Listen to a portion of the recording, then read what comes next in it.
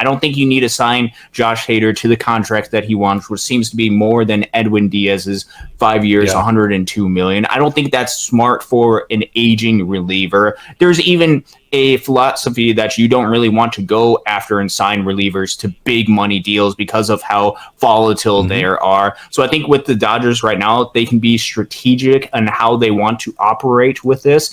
Right now, with what he's asking for, I wouldn't give him that.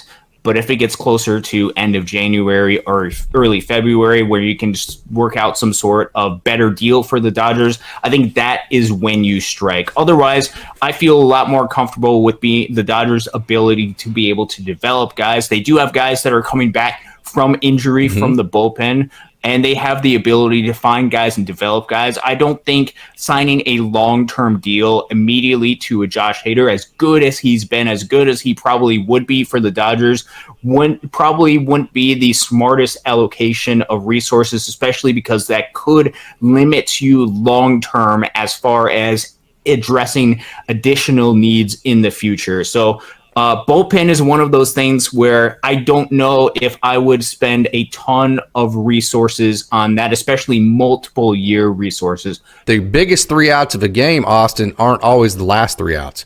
Sometimes the biggest 3 outs of the game, we saw this with Evan Phillips a couple of years ago, can be 3 outs in the 6th inning. Because you're trying to get through that lineup for the 3rd time. A guy gets on base, you have a 1-run lead, and then all of a sudden you get out of that 6th inning and put a 4 spot up in the 7th, and now all of a sudden the 8th and 9th innings are a lot easier than the 6th innings because you put up a 0 in the 6th. Okay, so when you look at Daniel Hudson, first of all, he's on a minor league contract. If he can come back from his knee injuries, we know how good he is. Okay, but then you have J.P. Fireeisen coming back. They kept him around for a reason, and that's because they believe in this guy. Then you have Blake Trinan coming back. You have Evan Phillips, Brusdar Graterol, Michael Grove, Kyle Hurt, Emmett Sheehan, Nick Frasso, Landon Knack, and I miss Gus Varlin, Ricky Vanasco, and then that's before you even get to your left-handers.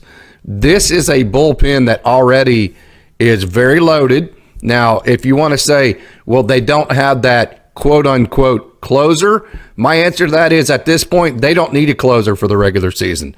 This team, if they play as good as they are possibly, as good as they are capable of playing, are going to win 90 to 95 games with whoever at closer, with their eyes closed, basically. So you don't need a closer for the regular season, per se. Where you might need a closer is in a postseason playoff scenario. We'll see. But I still think that the Dodgers, they are better off placing their best, most high-leverage pitchers to get what they feel like are the biggest 3 outs, not necessarily the last 3 outs. So from that perspective, it does not make sense for me to go out and get a Josh Hader, especially considering you don't even know how he's going to fit in the clubhouse. You don't know how he's going to handle all the pressure he has. You have no idea what Josh Hader actually is going to give you because there is so much pressure. And the thing about being a relief guy, and you see this with these minor league guys, if you just give up, say, a 4 spot in 1 outing, it takes you like 2 months to get your stats back to looking even just kind of representable. If that happens to you on a new team and a team with Shohei Ohtani on it, and you just signed an overpay for a contract, I promise you start pressing and things don't go for there. So there's the floor to that. The ceiling to that is it helps you win how many more games in the regular season? 3 or 4, maybe, right? I mean, the ceiling would be upside for getting very important outs in the postseason, especially against left-handed hitters. That would be the upside than what you would be trying to get. But I don't think you have to address the relief position. As you stated, in the regular season, how many wins is that can get you? Probably not a whole lot in the difference of wins during the regular season, which means that you don't have to address this during the offseason. You could see what Kyle Hurt is able to bring, which we saw during last season, talk about having one of, if not the highest strikeout percentage in all of minor league baseball. We believe that this guy, whether he's put in the starter or a relief position, can be electric and could be a guy that the Dodgers turn to in the bullpen. Perhaps you want to see if he can be good, and if he's good, he's not going to be making $20 million per year. He's going to be making the league minimum for a couple of years before he hits arbitration.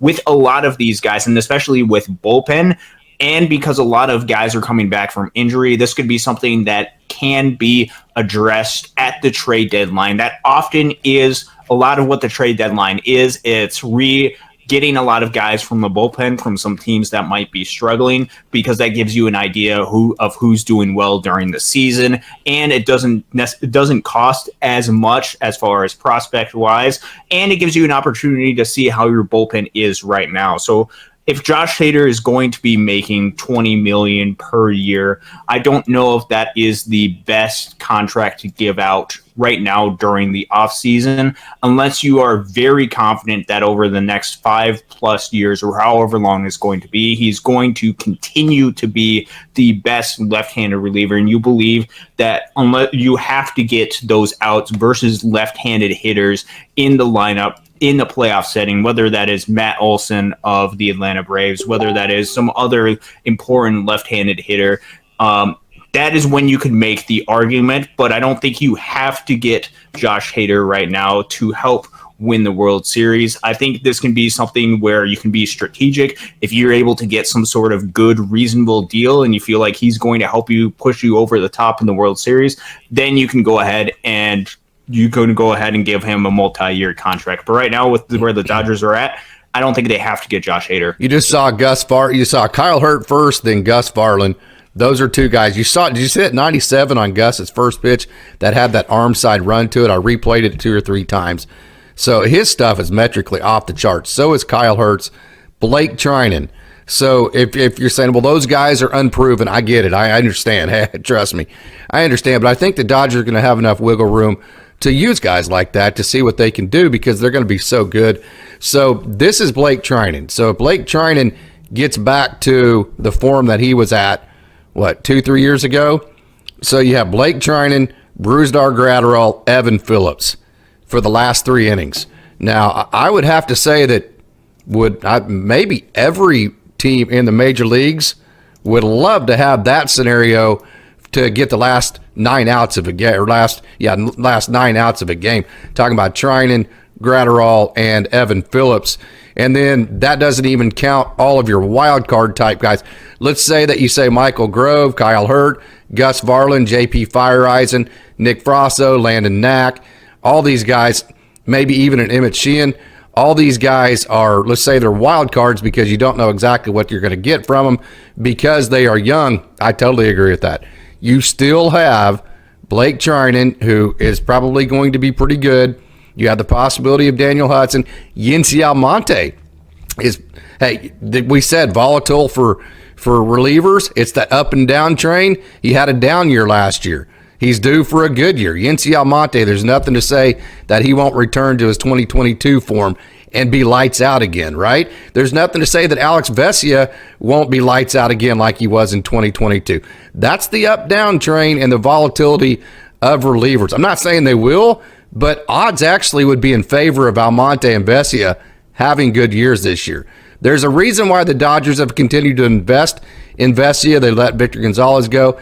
And don't forget, Caleb Ferguson was still trying to come off of injury and get back in a groove. He's a guy that's really hard on himself. So having that full year under his belt, he threw in a lot of high leverage situations, and you could tell mentally he was uncomfortable in certain different scenarios. I think that goes out the window this year because he has that full year under his belt. So there's nothing to say that Caleb Ferguson won't be a lot more comfortable this year. And we already know his stuff is incredible. And then Caleb Ferguson could be lights out too. I think there's a lot of scenarios to play out before you go out and you sign a big contract for your bullpen. So I would totally agree with you on that.